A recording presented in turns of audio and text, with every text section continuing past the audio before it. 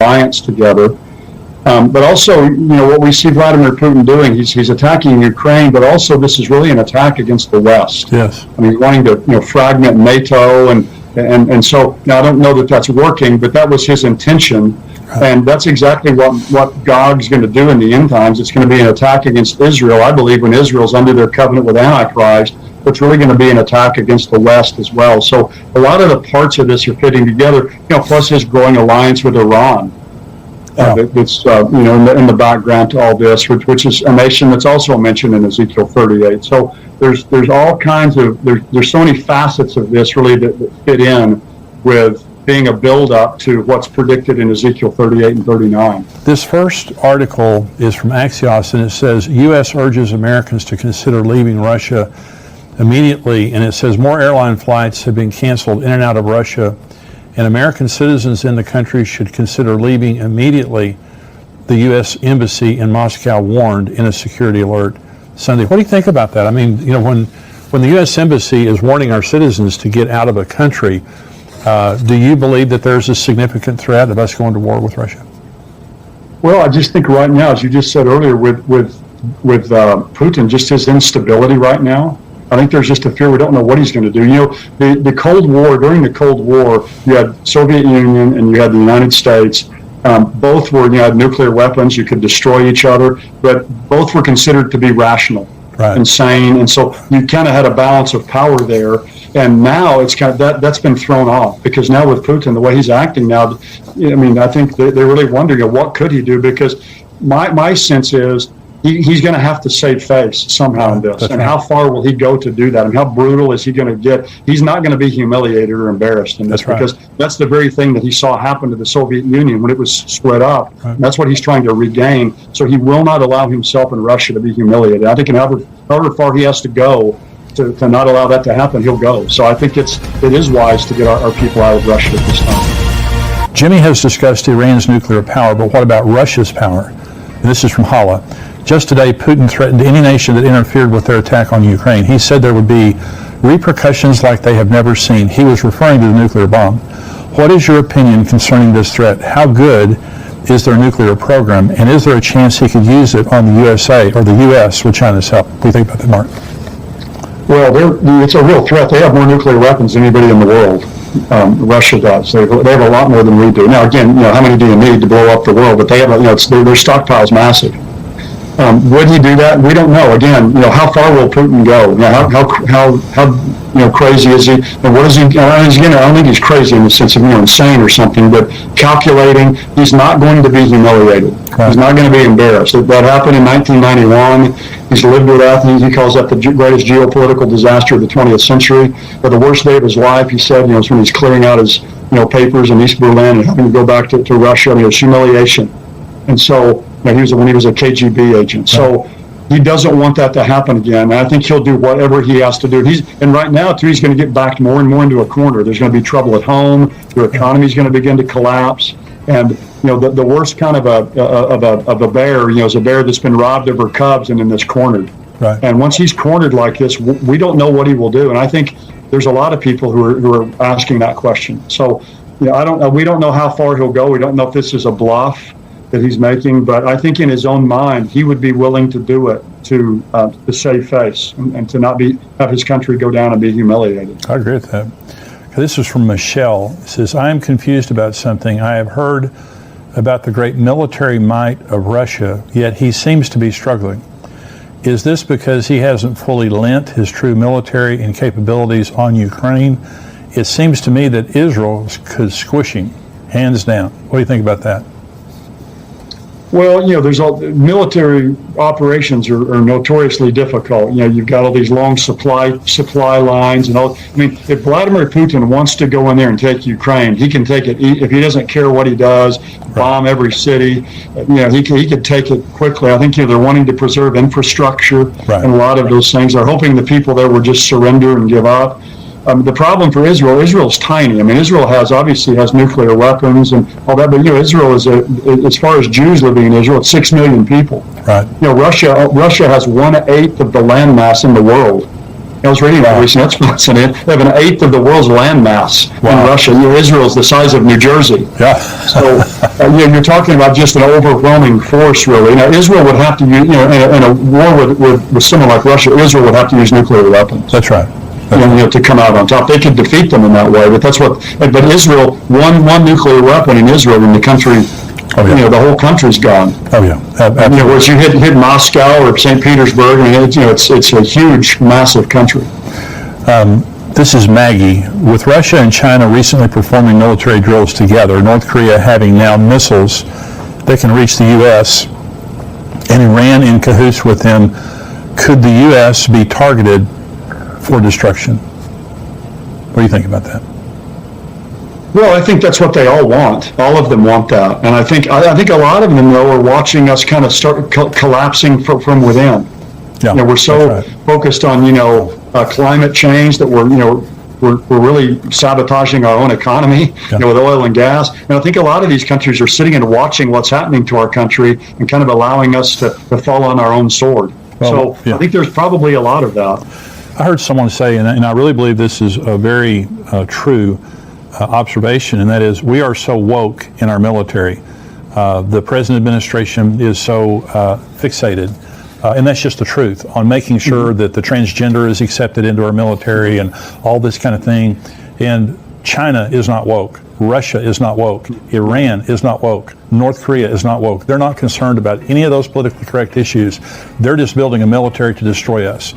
And so we are at such a disadvantage because of the weakness that we have shown the entire world. The withdrawal of Afghanistan, just on a tactical level, just showed how inept we have become.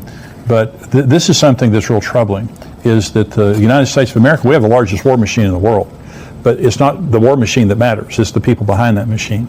And so, we are seeing the decline, and people ask, why isn't America in Bible prophecy? Or if we are, why are we not very pronounced? Well, obviously, we're not much of a factor at that point. Is that what you believe? That's right. Yeah, I think we're going to be weak by that point. I mean, the word's used woke. I'd say we're woke and weak. Woke and weak. We're woke and weak. And my view is that the rapture will and probably in convergence with other things that are all these other things we see happening in our culture that are weakening us. Then you have the rapture on top of that, right? Where all the salt and lights, like let's say 8% of the people in America are really believers. That's 30 million people. That's right. That are extracted. And you talk about a drop on the Dow Jones the next day, and our military being everything sucked out of our country. It's we would become a third-rate nation overnight. Yeah, that's right. Hey everyone, thanks for watching our YouTube channel. To stay up to date with the latest end times content, make sure to hit the subscribe button on YouTube right now. The clip you're about to watch is from our weekly Tipping Point show. To get the full show and other end times content from great teachers like Greg Laurie, Dr. Mark Hitchcock, and myself, join us as a member on endtimes.com for $7 a month. Enjoy this clip. I want to talk about Israel. I want to talk about the end times. That's what we do here on endtimes.com, is just talk about a lot of current event stuff. What's happening right now in Russia and the Ukraine. Tell me, beginning with, I guess, Russia and the Ukraine, is there anything prophetic about that in your mind related to current events and what's going on? Yeah, absolutely. I mean, the majority of the rabbis understand Gog as connected to the land of Russia. And so obviously anything that goes on in that region is super significant, right? Gog is described as someone who comes from the far north, Ezekiel 38:15. Oh. And in Jewish thought, the dwelling place and stronghold of the forces of evil is from the north. And so from Jewish tradition is very clear that it's almost unanimous that Gog is connected to Russia, and this and so what's interesting is this, though. There is one of the greatest Jewish scholars to ever live was known as the Vilna of Gaon, and he was an Alui, he was a genius. And this is, and he's speaking prophetically. This is what he says. He says, when you see the Russian Navy pass through the Bosphorus on the way to the Mediterranean by the means of the Dardanelles. It will be time to put on Shabbat clothes, meaning the Messiah is coming soon. Oh my gosh. So, I mean, when you hear something like one of the greatest and most revered Jewish scholars that lived, hundreds and hundreds of years ago, say something like that, and you look at what's going on in world events, you're like, okay, something is going on here. Well, the Gog, it's interesting you said that. I preached a message last weekend at Fellowship Church. We go here in Grapevine, Texas. And I was talking about, is Vladimir Putin Gog? And some of my friends, like Dr. Mark Hitchcock, he says he's Gog-esque.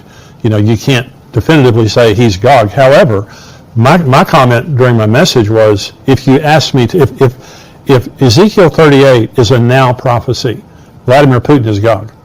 I mean, because Gog is a person, Magog is a land, the other places are regions. The nations of Ezekiel 38 are places where he has control, the other nations listed there. But I really appreciate you saying that in the Jewish mind, Gog is Russia, because you have a lot of Western theologians who argue with that, and they'll say Gog has nothing to do with Russia, Gog is this, whatever. But if you look at the realities of it right now, the Gog and then the Magog nations of the Stan states, you have Turkey, Iran, these nations are all aligned with Russia, and they all hate Israel. So yeah, and there's this old tradition, Jewish understanding that Meshech and Tubal were in Russia, somewhere located in Russia. And there was this Rabbi Ibn Shaprut, who said, he wrote a letter to this group of this nation called the Khazaria. And there's this whole nation that converted in what's now Russia or Eastern Europe to believe converted to Judaism. And he wrote to this leader of Khazaria, and calling him, and this is how he addressed him. He addressed him as the leader of Meshech and Tubal. Huh. Wow. Right? So, I mean, there's numerous references that connect back. And from a Jewish perspective, Gog is connected to, is European. He's a European leader. He's a descendant of Armilius, which is connected to Romulus, which is the founder of Rome, which is the fourth kingdom. I don't know if we want to, of Daniel's beasts, if we want to go into all there. But he's so in Jewish tradition, he has to be kind of Western. He has to be a descendant of Esau and Edom. That's a whole other interesting thing. All the end time, all the 10 horns and the 11th horn mentioned in Daniel, all descendants of Edom and Esau.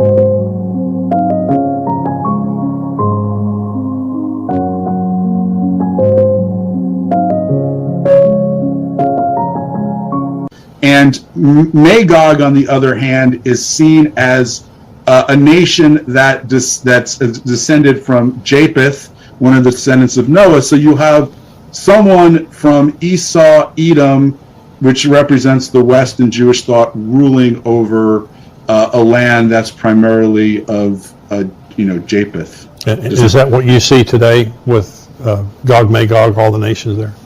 Yeah.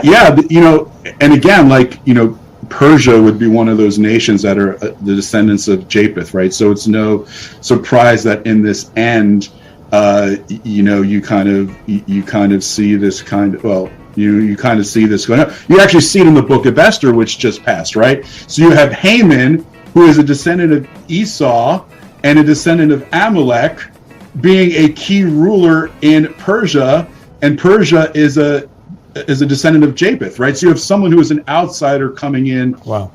Stirring it up to destroy the Jewish people. This is exactly the picture of what's going to happen in the end. And Ezekiel mentions Persia as being one of the nations that are going to come in the battle of Gog and Magog to destroy. But the interesting thing is that in Hebrew, again, in our last show, we talked about the numerics, right? So the interesting thing is that in Hebrew, Gog and Magog, Gog and Magog, has a numerical value of 70. And that's very significant because 70, according to the 5 books of Moses, 70 descendants of Jacob went down to Egypt. There are 70 nations biblically. So the way the biblical worldview is that there's 70 nations other than Israel that exist, and the picture of Gog and Magog is the 70 nations coming against Israel in the end of days. And this number 70 also ties back to the Tower of Babel, because when God confused the languages, he confused them into the 70 languages that become the 70 nations. Wow. And so this leader of Gog and Magog has this, it's the same spirit and the same worldview as the Tower of Babel, that we're going to build in order to overthrow God, rebel against God, his plans and purposes. And that's the idea of what the thinking of these end times enemies. Well, that's exactly what you see happening right now. I want to thank you for watching this Tipping Point clip, and I want you to subscribe to the channel. I want you, if you're not a subscriber, go ahead and click subscribe there. And thank you for watching and subscribing. I want you to join our Tipping Point community at endtimes.com. For $7 a month, you can subscribe, and you have a 7-day free trial. So if you just want to check it out for 7 days, go on endtimes.com, check us out for 7 days, but I can promise you, you're going to love the content. You're going to be getting the Tipping Point show, the full show, every single week, as well as articles and video content from great teachers like Greg Laurie and Mark Hitchcock, and of course myself. Be sure to subscribe to be notified when we release more videos like this. God bless you.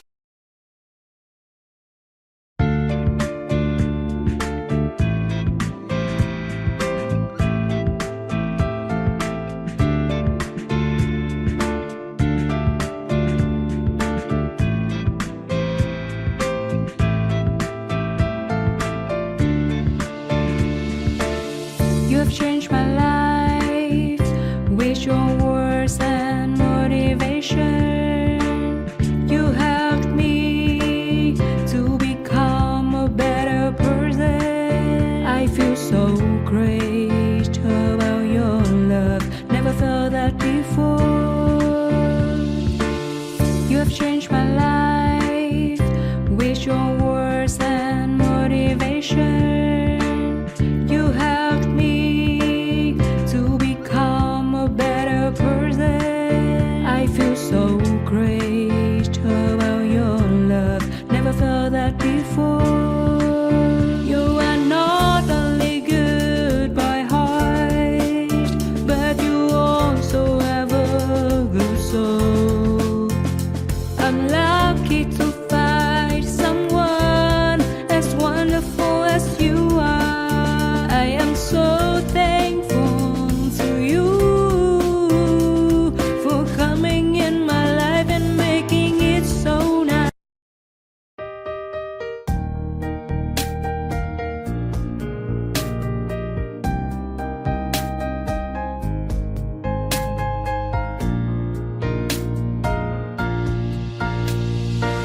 I wanna thank you for your unconditional love for me. You are the most beautiful thing I have ever had in my life. You are the reason, that's why I am living in this world. I wanna thank you for your unconditional love for me. You are the most beautiful thing I have ever had in my life. You are the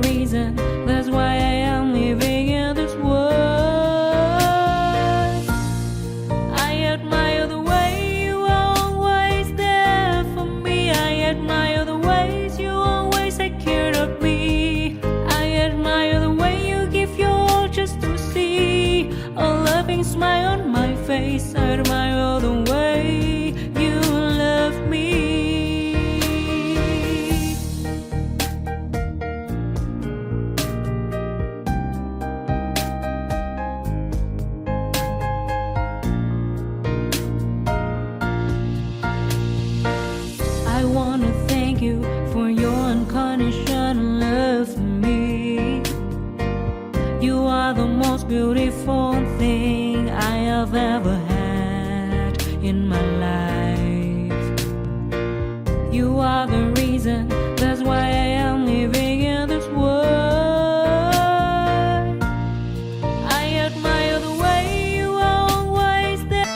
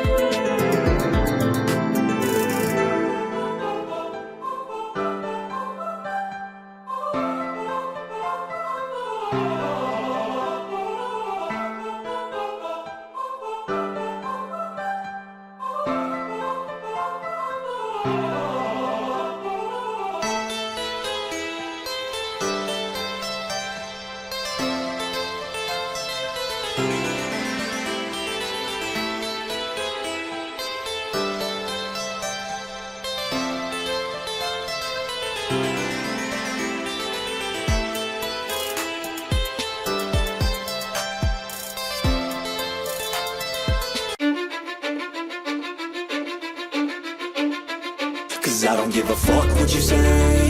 Yeah, I'ma do shit my way. So you can go kick rocks, I'ma stack bricks up, build what I want to make.